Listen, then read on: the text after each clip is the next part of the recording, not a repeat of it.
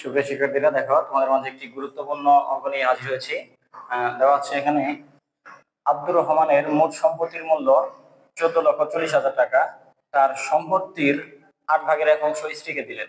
তার সম্পত্তির মানে তার সম্পত্তি যত তার কত 8/1 স্ত্রীকে দিলেন। বাকি সম্পত্তির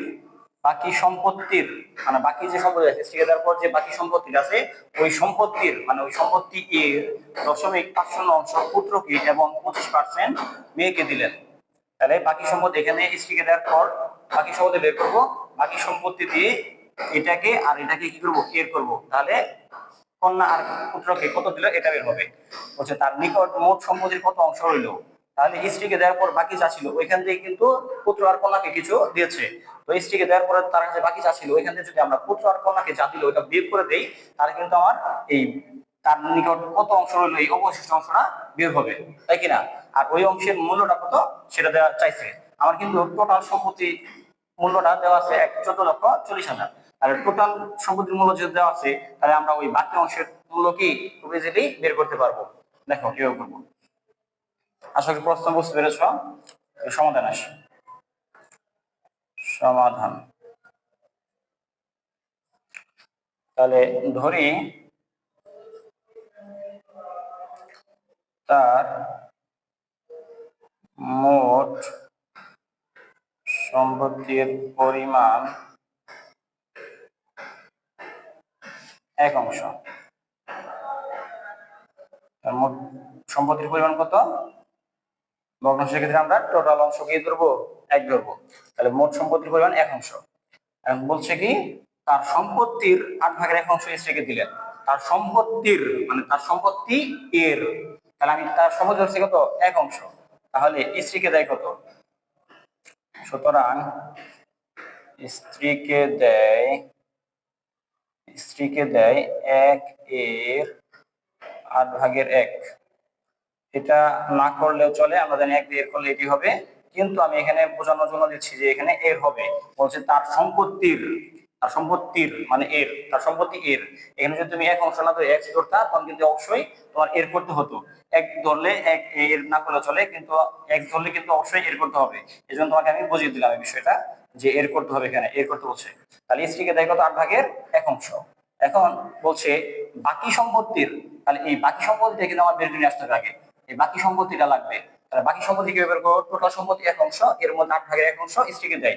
তাহলে তার বাকি সম্পত্তি কত? বাকি সম্পত্তি বাকি সম্পত্তি কি হবে? 1 থেকে স্ত্রীকে যা দিলে এটা বিয়োগ করে দেই, তাহলে আমি বাকি সম্পত্তি হবো, তাই না? একদম ইজি অঙ্ক। তাহলে 8 লসাগু কত? 8 বিয়োগ 1। এটা সবাই পারো আশা করি। 8/7। দেখো এখানে আমরা ছোট করে করে আসছি। এখানে মনে হয় কি 1 আছে, হ্যাঁ, আবার ডাইরেক্ট করে লেখা যায় 8 দিয়ে গুণ হবে। 1 আর 8 এর লসাগু কত? 8। পরে নিয়ম কি? হর দ্বারা লসাগু ভাগ করতে হয়। 1 দ্বারা কে ভাগ করলে 8, 8 দ্বারা ওই উপরে লবকে গুণ করলে 8। এই বিয়োগ 8 কে 8 দ্বারা ভাগ করো 1, 1 দ্বারা এই লব 1 কে গুণ করলে 1। এগুলো বুঝো তোমরা সবাই আশা করি। দেখো তারপরে একটু বুঝিয়ে দিলাম। তাহলে বাকি সম্পত্তি কত? 8/7 আমি বলছি বাকি সম্পত্তির মানে বাকি সম্পত্তি এর 0.50 পুত্রকে দেয়। তাহলে সুতরাং পুত্রকে দেয়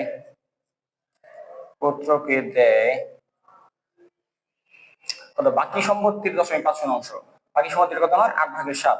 তাহলে 8/7 এর 0.50 এত অংশ।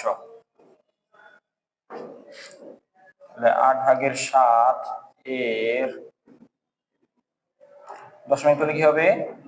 উপরে 50, এই যে দশমিকটা, এই দশমিক তোলার নিয়ম কি? দশমিক তোলার জন্য এই দশমিক জন্য নিচে একটা 1 আসবে, দুইটা ঘর আছে, দুইটা শূন্য আসবে, তাই তো? এগুলো আমরা পারি ইনশাআল্লাহ, আশা করি পারি সবাই। কাটলে করি 50 দিয়ে কাটলে 1, 50 দিয়ে কাটলে 2। তাহলে গুণ হবে, নিচে নিচে গুণ এর আছে, তাহলে নিচে নিচে গুণ, উপরে উপরে গুণ। 4 8 গুণে 16, 7 একে 7। তাহলে আমার পুত্রকে দিল কত? 16/7 পুত্রকে দেয় 16/7। আর কন্যাকে কত দেয় এটা বের করি। আমরা চাইলে এটা একসাথে করতে পারতাম, বাকি সম্পত্তি দিয়ে এই দুটো যোগ করে এর করতে পারতাম। যাই হোক ভেঙে করে ফেলেছি, সমস্যা নাই, তোমরা চাইলে এক লাইনে করে দিতে পারো। তাহলে মেয়েকে দেয় মেয়েকে দিলেন কত? দেখো এই বাকি সম্পত্তির এত অংশ পুত্রকে এবং এত অংশ কন্যাকে বা মেয়েকে দেয়। বাকি সম্পত্তির এই বাকি সম্পত্তিটা কিন্তু পুত্রেরটার সাথে এর আছে, আবার কি কন্যাটার সাথেও আছে। তাহলে এই বাকি সম্পত্তির এর হবে কন্যার ক্ষেত্রেও সেম। তাহলে বাকি সম্পত্তি কত ছিল? 8/7। তাহলে এই 8/7 এর কত কত ছিল? 25%। 25%। তাহলে দেখো 8/7 এর 25%। 25% হলে কিন্তু কি হবে? 25 উপরে নিচে 100%। হলে আমরা জানি নিচে 100 আসে। হ্যাঁ, তাহলে 25 দিয়ে কাটো 1, 25 দিয়ে কাটো 4, এত অংশ। পার্সেন্ট তুলে দেওয়ার পর তুমি অংশ বা যে একক থাকবে বলে দিবা। তারপরে কাটা যায় না, আর কাটা যায় না। 4 8 32, আর এখানে 7 একে 7। তাহলে 32/7 অংশ কি করলো? মেয়েকে দিল। তাহলে এই যে স্ত্রীকে দেওয়ার পর 8/7 অংশ ছিল, এখান থেকে কিন্তু এই 16/7 অংশ পুত্রকে আর 32/7 অংশ কন্যাকে দিল। তাহলে তাহলে এই স্ত্রীকে দেওয়ার পর তার কাছে আর কত টাকার কত অংশ সম্পত্তি রইল? তাহলে যদি এটা যদি বের করতে চাই, তাহলে এটা থেকে এই একটা আর এই পুত্রকে আর কন্যাকে যা দিলে এগুলো যোগ করে এটা থেকে বাদ দিলে হবে, তাই না? তাহলে আমরা কি করব? পুত্র কন্যাটা যোগ করবো। আমি চাইলে এক লাইনে করে দিতে পারি, এটা থেকে বিয়োগ করে ব্রেকেটে দিতে পারি। হ্যাঁ, তাহলে একবারে করে দিই। তার কাছে রইলো। আশা করি বুঝতে পারছো। আর যদি বুঝতে অসুবিধা হয় তাহলে কি করবো আমি বলে দিই। এই পুত্র আর কন্যাটা আগে যোগ করবা, যে পুত্র ও কন্যাকে মোট দেয়, তাহলে এই দুটো যোগ করবা। যোগ করলে তাহলে আমরা মোট অংশ পাবো, তাই না? তো স্ত্রীকে দেওয়ার পর যা ছিল ওইটা থেকে যদি আমরা ছেলে আর মেয়েকে মোট যা দিল ওটা বাদ দিয়ে দিই, তাহলে কি পাবো? আমরা বাকি সম্পত্তিটা পাবো। এই এই যে বাকি সম্পত্তি কত অংশ রইলো বলছে এটা পাবো। তাহলে আমি চাচ্ছি এক লাইন করে দিব।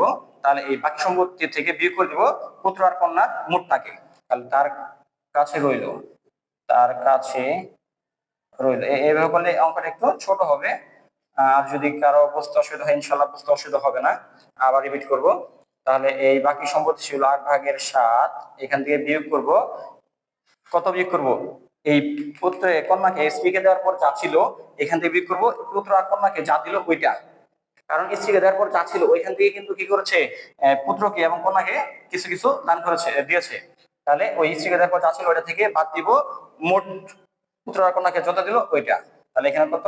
16/7 যোগ 32/7। আশা করি বুঝতে পেরেছো। এর কাছে তুমি সেকেন্ড ব্র্যাকেট দিতে পারো অংশ। হ্যাঁ, সেকেন্ড ব্র্যাকেট দিয়ে দিলে সুন্দর হয়। তাহলে করি দেখো, 8/7 বিয়োগ আমরা ব্র্যাকেট তুলে দিই। তাহলে 16/7 প্লাস মাইনাসে মাইনাস। আমি চাইলে এখানে ব্র্যাকেটের কাজ সাই করে নিতে পারতাম, তাও হতো। একবারে করলে হবে। ইচ্ছা যেভাবে ইচ্ছা সেভাবে ক্যালকুলেশন করতে পারো। তাহলে এত অংশ তুমি এখন চাইলে ফার্স্ট ব্র্যাকেট দাও, যেহেতু সেকেন্ড ব্র্যাকেট উঠে গেল। আচ্ছা, এখন লসাগু করে দিই। 8 16 32 এর লসাগু কত হবে? 32। 32 এর লসাগু করার মুখোমুখি নিয়ম শিখেছিলাম যে লসাগু হয় কি সবচেয়ে বড়টা বা তার গুণিতক। এখানে 8 16 32 তিনটার মধ্যে সবচেয়ে বড় হলো 32। 32 হবে কিভাবে বুঝবো? কিভাবে দেখতে হবে? এই 32টা এই তিনটা হর দ্বারাই বিভাজ্য কিনা। 8 দ্বারা বিভাজ্য, 16 দ্বারা বিভাজ্য, 32 দ্বারা বিভাজ্য। তার মানে কি 100% শিওর লসাগু 32। এখন আসো এই 8 দিয়ে ভাগ করি। পরের নিয়ম কি? এই হর দ্বারা ভাগ করতে হবে। 8 দিয়ে ভাগ করলে 4 4 7 28 বিয়োগ 16 দিয়ে ভাগ করো 2 2 দিয়ে উপরে লব গুণ করতে হবে। 7 দুগুণে 14। এই বিয়োগ এই বিয়োগ 32 দ্বারা ভাগ করো 1, 1 দ্বারা 7 গুণ করো 7। তাহলে এত অংশ। আসো এখন দেখো 28 এখানে কত? যে মাইনাসের 14 আর মাইনাসের 7 একই চিহ্নগুলো কি হয়? যোগ হয়। তাহলে মাইনাসের 14 আর মাইনাসের 7 মিলে কত হবে? মাইনাসের 21। আর এখানে কত? 32। তাহলে বিয়োগ করলে এখানে টোটাল দিয়ে দিলাম অংশে। তাহলে 32 ভাগের কত থাকতেছে বলো? 28 থেকে 21 কত? 7। তাহলে তার রইল কাছে রইল কত? 32/7 অংশ। এইটা এই যে বলছে তার নিকট মোট সম্পত্তির কত অংশ রইল? তার কাছে রইল কত? স্ত্রীকে দিল, পুত্রকে দিল, কন্যাকে দিল। তারপরে তার কাছে রইল কত? 32/7 অংশ। বলছে এই কত অংশ রইল? তাহলে রইল কত? 32/7 অংশ। এমন হচ্ছে ওই অংশের মূল্য কত? দেখো উদ্দীপকের একদম পুরো শুরুতে দেওয়া আছে আব্দুর রহমানের মোট সম্পত্তির মূল্য 14,40,000 টাকা। মোট সম্পত্তি মানে কি? আমার এক অংশ। মোট সম্পত্তি মানে কি? এক অংশ। আমি এখানে ধরেছিলাম মোট সম্পত্তি কত? আমার এক অংশ। তাহলে এক অংশের মূল্য যদি আমার 14,40,000 টাকা হয়, তাহলে এই 32/7 অংশের মূল্য কত এটা আমার বের করতে হবে। দেখো এই বোর্ডের হেল্প নিয়ে একটু। তাহলে আমরা লিখব আর কি, প্রশ্নমতে এক এক অংশ সম্পত্তির মূল্য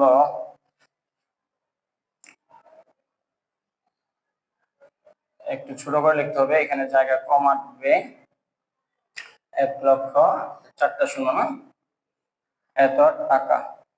টাকাটা সম্ভবত আসবে না, হ্যাঁ লেখা আসবে না, একটু জায়গা দেখে কম। সুতরাং আমার কথা আছে 32 ভাগের 7 অংশ সম্পত্তির মূল্য।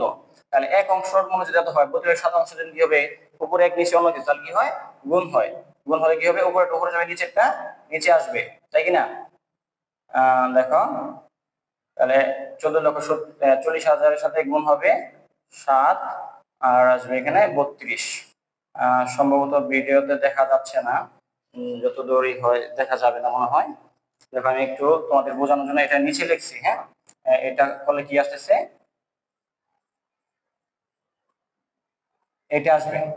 যদি দেখা না যায়, আমার মনে হচ্ছে দেখা যাচ্ছে না, দেখো এটা আসবে, হ্যাঁ যে 32 ভাগের 7 অংশের সম্পত্তি মূল্য কত, এটা আসবে। তাহলে এটা দিয়ে তুমি কি কারেন্ট করো, কারেন্ট আমি করবো না, আমার কাছে ক্যালকুলেটর নাই, আমার হাতে করতে আমার সময় লাগবে, তোমরা করবা, করে আমাকে আনসারটা জানিয়ে দিবা। এখানে যা আসবে ওইটা হবে উত্তর। কমেন্টে তোমরা আনসারটা জানিয়ে দেবা। আশা করি বুঝতে পেরেছো। আবার 1 মিনিট জাস্ট রিপিট করি। বলছি আব্দুর রহমানের মোট সম্পত্তির মূল্য এত টাকা, তার সম্পত্তির এখানে কিন্তু বোঝা যাবে, তার সম্পত্তির মানে তার সম্পত্তি এর 8 ভাগের 1 অংশ স্ত্রীকে দিলেন, বাকি সম্পত্তির, তাহলে এই যে টোটাল সম্পত্তির আমি কত ধরছি, এক থেকে 1 দিয়ে এর করলাম, তাহলে স্ত্রীটা পাইলাম, স্ত্রীকে দিল 8 ভাগের 1 অংশ। বলছে বাকি সম্পত্তির, তাহলে বাকি সম্পত্তি আমার লাগবে, তাহলে আগে এখান থেকে স্ত্রীকে যা দিল 1 অংশ, এখান থেকে স্ত্রী যা দিল ওটা বিয়োগ করে দিলাম, তাহলে কি বাকি অংশ বের হলো।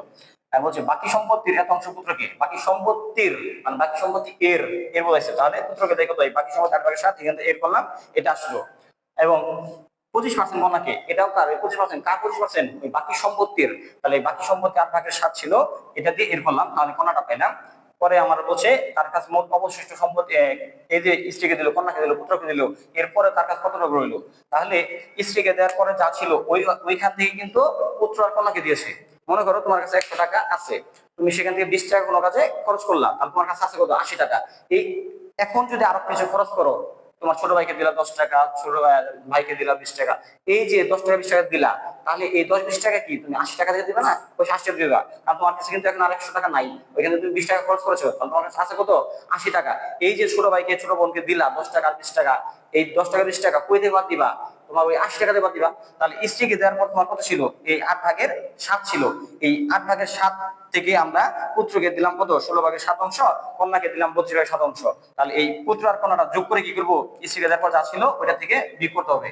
বুঝতে পারছো ইনশাল্লাহ, আশা করি যে কি কেন এখানে এই বাকি থেকে বিয়োগ করলাম, 1 থেকে কেন না, 1 থেকে কেন করি নাই, কারণ 1 অংশ তার কাছে নাই, স্ত্রীকে দেওয়ার পরে কি ছিল, 8 ভাগের 7 অংশ ছিল, তার কাছে কিন্তু 1 অংশ ছিল না। এখানে তোমাদের বুঝতে একটু কষ্ট হয়, এই জন্য রিপিট করতেছি। তার কাছে 1 অংশ ছিল না, তার স্ত্রীকে দেওয়ার পরে 8 ভাগের 7 ছিল, এই 8 ভাগের 7 থেকে বিয়োগ করতে হবে পুত্র আর কন্যাকে যা দিল।